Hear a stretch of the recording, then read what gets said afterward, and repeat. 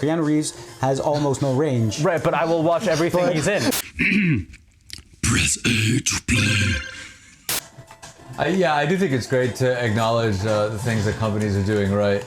I also, yeah, I remember that year. I think EA even released a statement like, really, like we're really the worst company, like after this BP thing. And I kind of interpreted that as people like, maybe it's just me, but I kind of expect BP to be the evil corporation. Yeah. Like I have these very low expectations of them. There was this recent article, scientific article, where they found a bunch of archival data, I think it was at Exxon or something, from scientists at Exxon, where their scientists had predicted temperature rises in global temperature based. You heard about this, right? Yeah.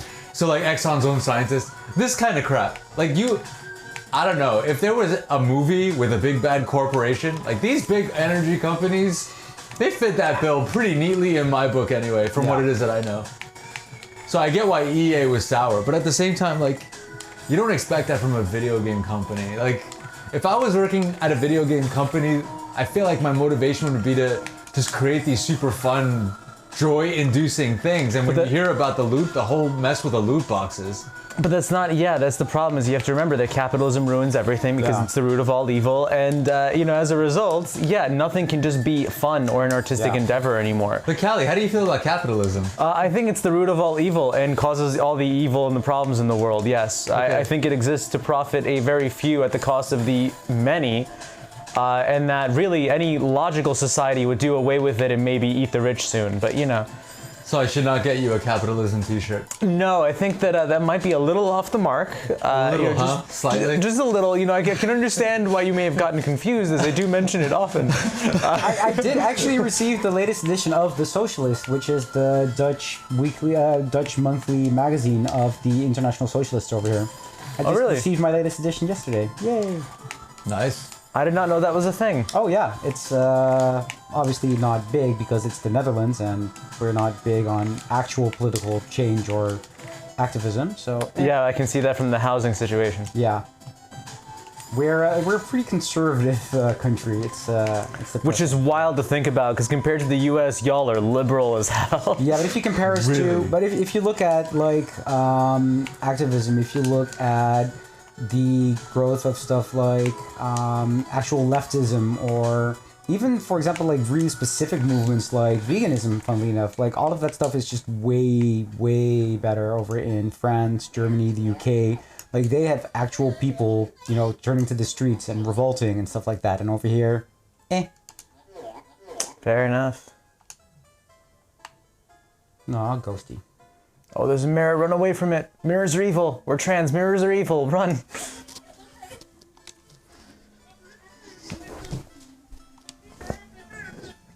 Oh, you're gonna have a nightmare. Oh, no. Aw. She's trying so hard. Like, Maddie might be just my favorite protagonist ever at this point. Right? Like, yeah, she's so sweet. She's the best.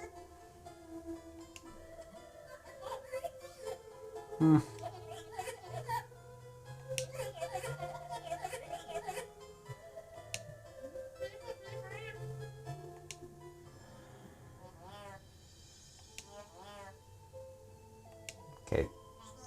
It's turning creepy. Yeah, setting boundaries is important. Oh no. It's Madeline. Madeline. Waddy. Waddy. Wah. Wah. Waddy. Wow. Oh no. Wah. Oof. Waddy's mean. Oh jeez.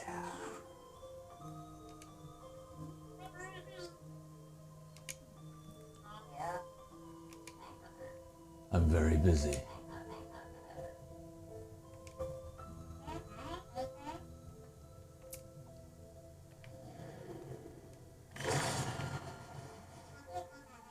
Yeah, Waddy is just a big baddie. I don't like her. Oh no, the TV is... Waddy the baddie. Waddy is a baddie. Yeah, where is the remote? Remote is Andrew, the TV will turn off in 5 minutes. Will if it? you don't, Oh my God! It's up there. Go, Frank! Dun, dun, dun, dun, dun, dun, dun, dun, dun, dun, dun, dun.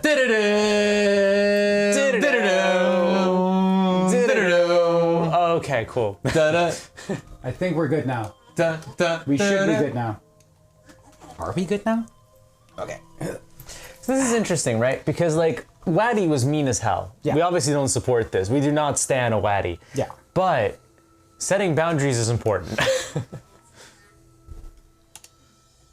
Should not be pressured into things.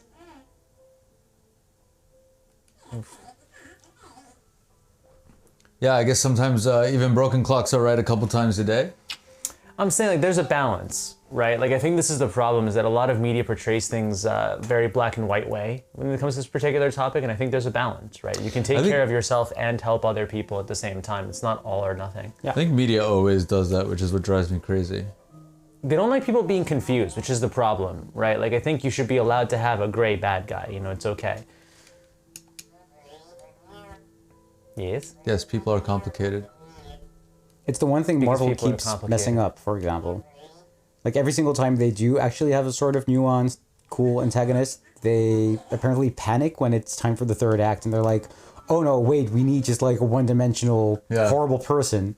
Like, Killmonger. Killmonger's the best example. got Who's like, villained in the third act. who's amazing in the first two acts. And you're like, wow, he makes some really valid points. And I might not entirely agree with his approach to the issue at hand, but he's not spouting nonsense. And then in the third act, What a great foundation for a story, right? Yeah. Like I get your motivations, I don't agree with your approach, but I understand yeah. you. Right, And then the third act, it's like, third act, they were he's just like, yeah, full crazy. evil. Screw Okay, that. just- Full evil. yeah. We're going to borrow all of the language of the people you hate, everything. Such a shame. And then they kind of give us like that 1 minute at the end, like his final monologue, which is Yeah. amazing. And I never expected to see that in like a Marvel movie or a Disney film in general.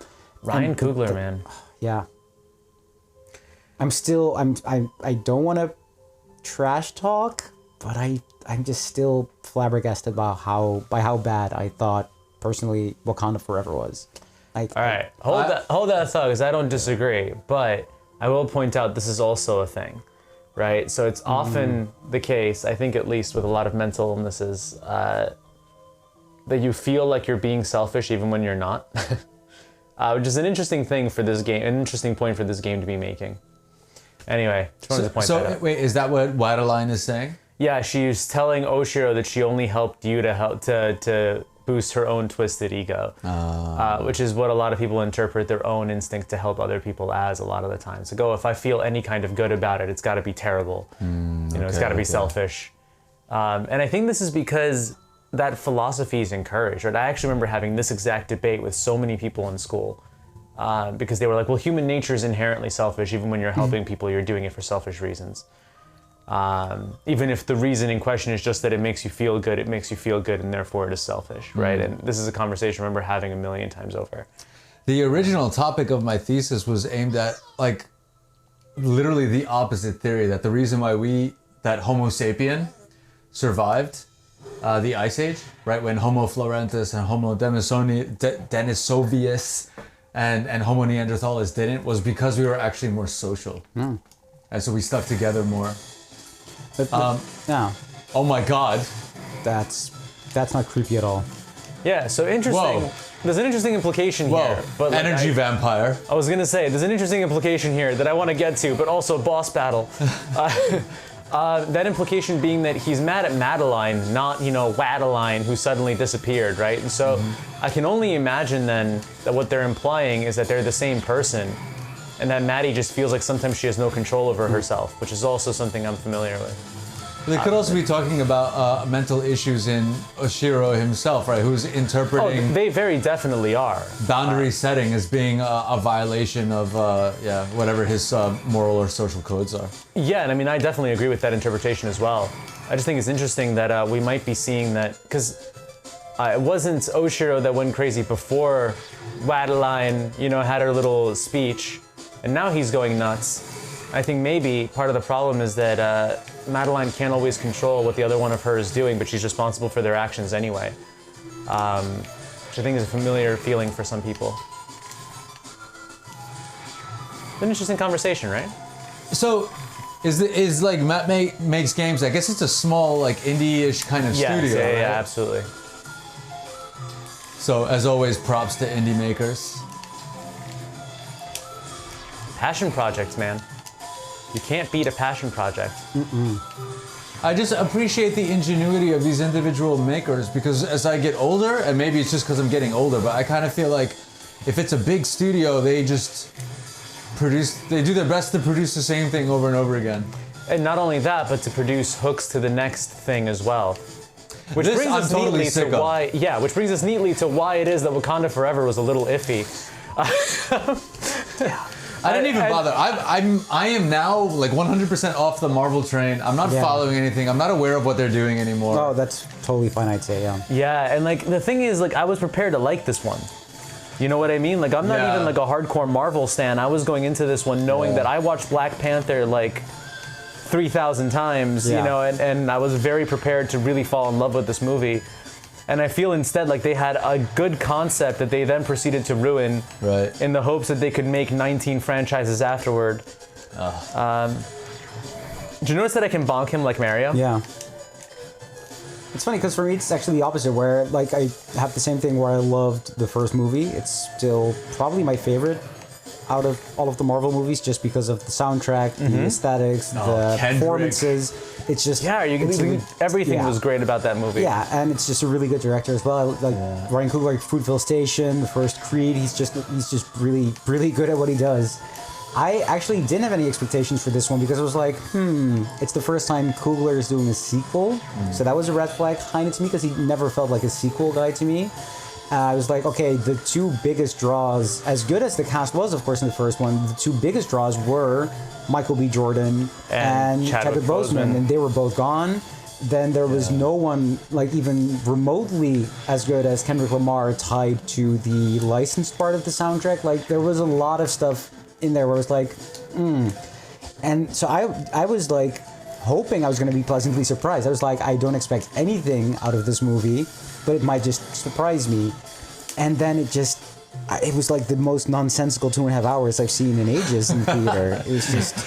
I mean, really though, like you know what it felt like to me? It felt like they wanted to do for another culture what they did for Africa and Black Panther, which is to say to bring it to more mass media awareness. Yeah. You know, and that sounds like a really shitty thing to say because, like, obviously we're talking about a very, very large number of people, and you know, but the truth is that whether we like it or not, really large number of consumers. yeah, I was gonna say, I think that the real problem is that whether we like it or not, pop culture is largely defined by white people, or whatever is defined as white in that country, right? And But so it's kind of cool that they're trying to introduce a culture, no? right, like it's kind of neat that they wanted to, in the same way that they brought, you know, Afrofuturism to the big screen with Black Panther, and in the hopes that this would give more artists the chance to do the same, and more black artists more opportunities and all of that. They wanted to do the same for like Native American culture, at least a particular one. But the problem is that they didn't give them enough time, right? So like one of the reasons Black Panther worked is because it was so focused Yeah. on one country, one people, mostly even one family. Yeah. Right, you take all that away, and now you try to deal with the death of a major character and a beloved actor. In the same movie, you're trying to introduce a brand new culture, theme, and villain. In the same movie that you're also trying to focus on a family that already exists. In the same movie that you're also trying to set up for a sequel. And But a you bunch also of need to TV have series. right. But you also need to have some what do you call them? Sorkin style dialogue in there because you have to. It's necessary. People walking somewhere and talking at the same time for no reason. Right. But then also and because handing- Killmonger my was more favorite popular part, than we though- like to admit, we have to include him in some way. So let's just find a way to jam him in there. Wait, he comes back. No. No. And I don't want to The necessarily actor is in spoil there, more that's- than that, but yeah. like they don't really like he doesn't that's come good. back, like obviously, but like I want to talk about the Sorkin dialogue. Did they hand off packets of important things to people who were walking by them at exactly the right moments a lot? no, but they did have like random, you know, we're having a tense moment, so we're gonna try to have our tense moment, but also make it funny at the same time. Oh. You know, like we're gonna do a lot of like this is really tense, but also my makeup is funny, right? Haha, but this is really tense and you're gonna die. Oh.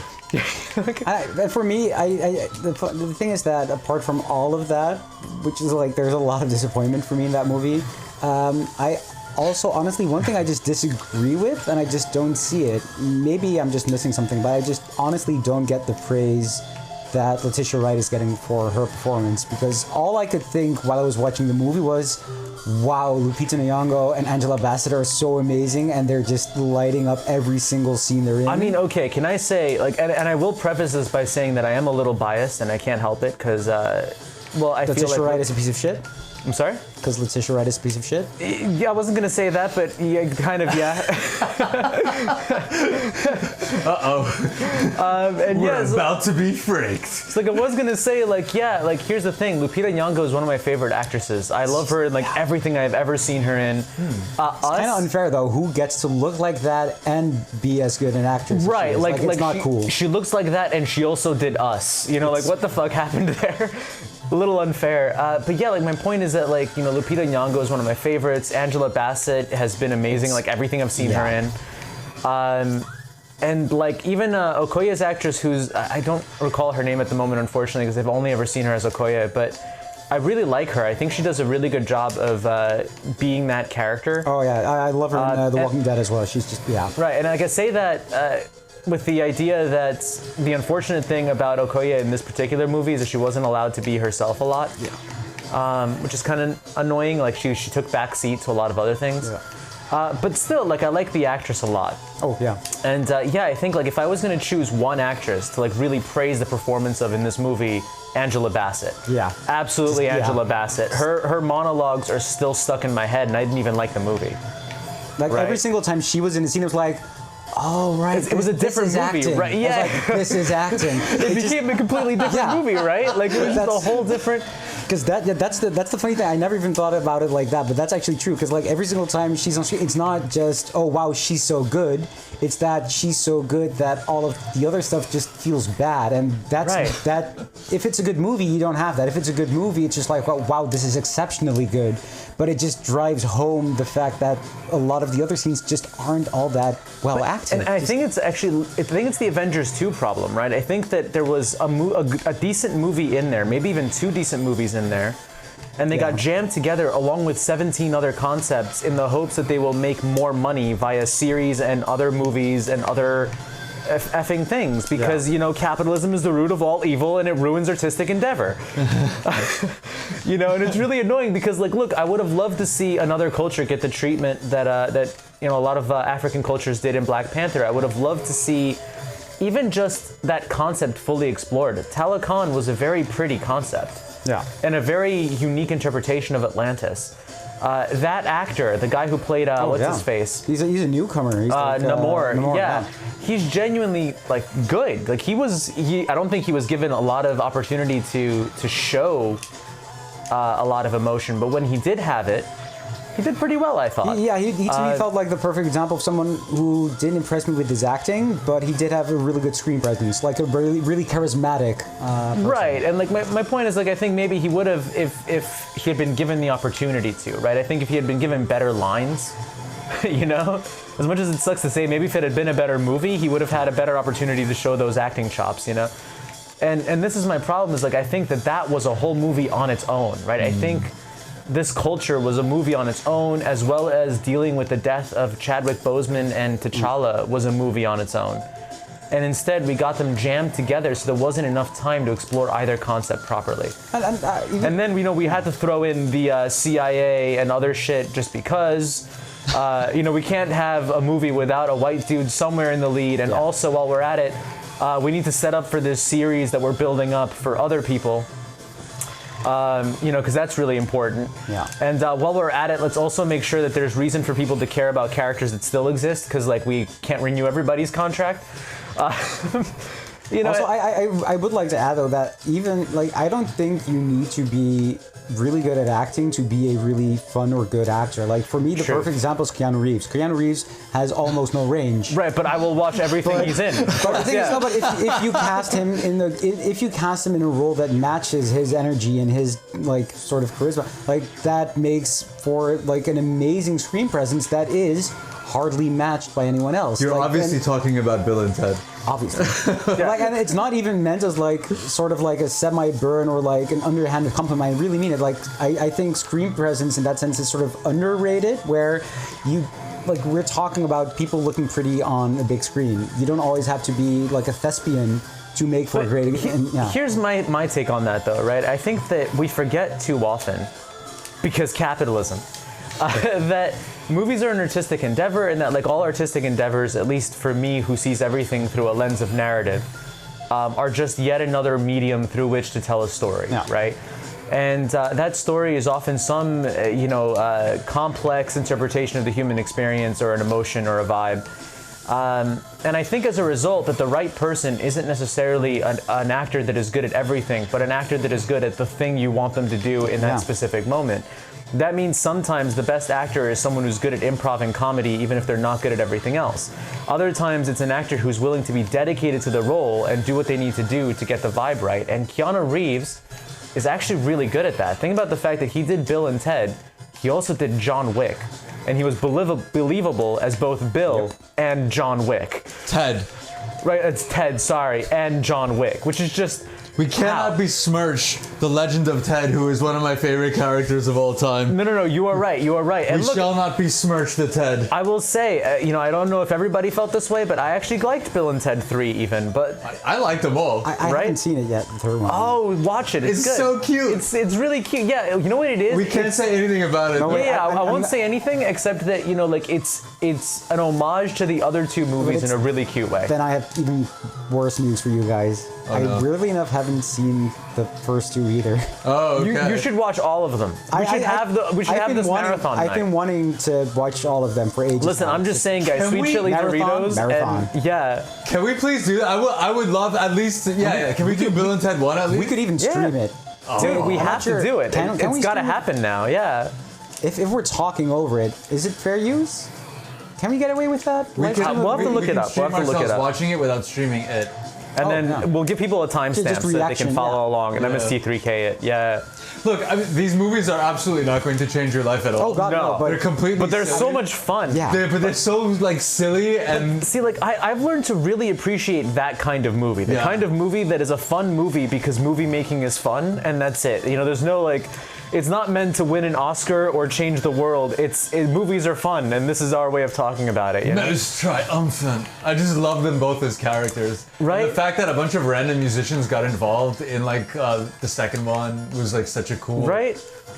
homage to the fact that they just, as characters, love the shit out of like music. I had the Absolutely. biggest crush on Keanu Reeves as a kid. When I saw him Yo, in listen, Speed, I get it. I get it.